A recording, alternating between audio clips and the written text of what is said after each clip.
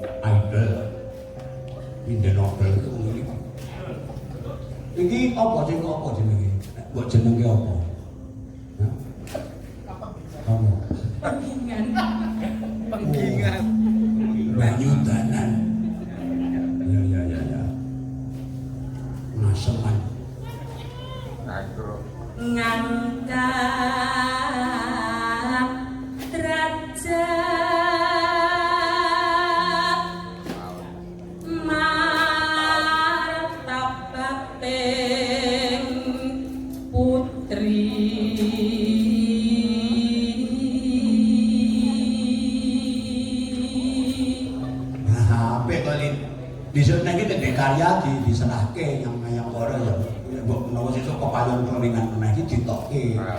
Jadi ada jati diri mayang koro. Kabeh do gawe. Putri yo gawe. Apa ngono ben viral. Terus iki sing nom-nom yo gawe apa-apa. Ora nek kelas ora ngono kaya diwiti kendang ora apa-apa. Blak-blak. Vokal masuk.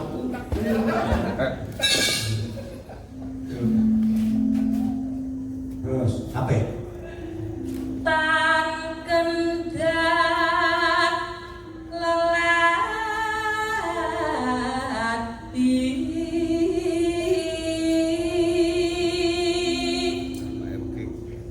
wases setia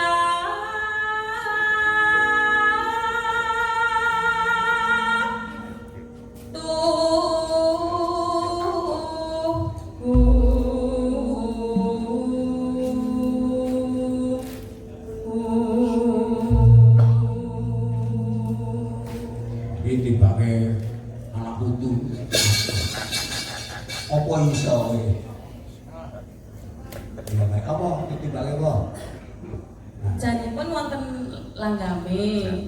Kira-kira ane Pak Westrit gandeng mboten enten sinyal, mboten saged nge-share notasi.